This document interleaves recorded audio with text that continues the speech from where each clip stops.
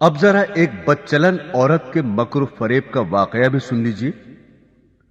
بنی اسرائیل کے یہاں ایک پہاڑ تھا جسے وہ بڑی عظمت والا سمجھتے تھے اور اس کی بڑی عظمت و توقیر کرتے تھے، اور اگر کسی بات کا فیصلہ کرتے وقت قسم کھانے کی نوبت آتی تو اس پہاڑ پر چڑھ کر قسم کھاتے اور اسے وہ سچا سمجھ لیتے۔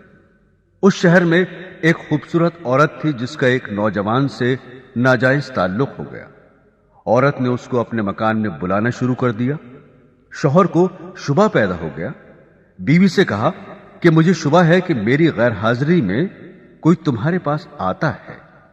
عورت نے انکار کیا۔ شوہر نے کہا اگر تو سچی ہے تو پہاڑ پر چڑھ کر قسم کھا لے کہ تیرا کسی سے ناجائز تعلق نہیں ہے۔ عورت نے کہا ہاں، میں کل پہاڑ پر چل کر قسم کھانے کو تیار ہوں۔ ادھر اس نے اپنے آشنا سے کسی طرح چھپ کر یہ کہہ دیا کہ کل تم پہاڑ کے نیچے ایک گدھا لے کر کھڑے رہنا، میں اور میرا شوہر پہاڑ پر چڑھنے کے لیے وہاں آئیں گے، اور میں شوہر سے کہوں گی کہ پہاڑ پر چڑھتے ہوئے میں تھک جاؤں گی، اس بہانے تمہارا گدھا کرائے پر لے کر میں اس پر سوار ہو کر پہاڑ پر چڑھوں گی۔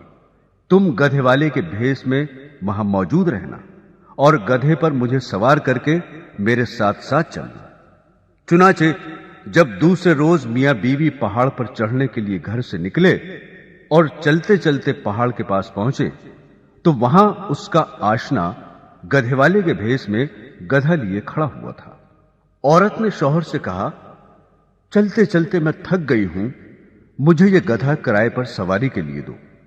شوہر نے گدھے والے سے کرایہ مقرر کیا اور بیوی کو گدھے پر سوار کر کے تینوں پہاڑ پر چڑھنے لگے۔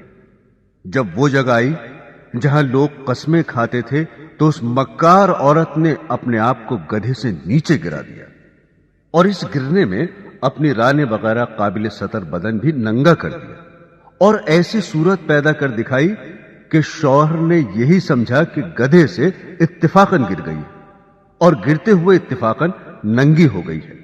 وہ جھٹ اٹھی اور اپنا لباس درست کر کے پہاڑ کی قسم کھانے والی جگہ پر کھڑی ہو کر کہنے لگی میں قسم کھاتی ہوں میرے ننگے بدن کو آج تک تمہارے سوا اور اس گدھے والے کے سوا اور کسی نے نہیں دیکھا۔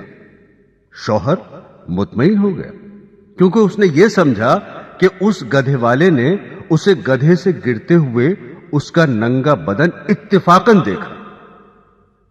تو دیکھا آپ نے، عورت جب مکر و فریب پر آ جائے تو ایسی چالاکیاں دکھا کر شوہر کو بے وقوف بنا دیتی ہے، لیکن یہ پتہ نہیں کہ آج یہ گناہ کسی مکر و فریب سے چھپا بھی لیا اور کسی کو پتہ بھی نہ چلا تو کل قیامت میں یہ بات نہیں چھپے گی، اس لیے کہ اللہ کو سب کچھ معلوم ہے۔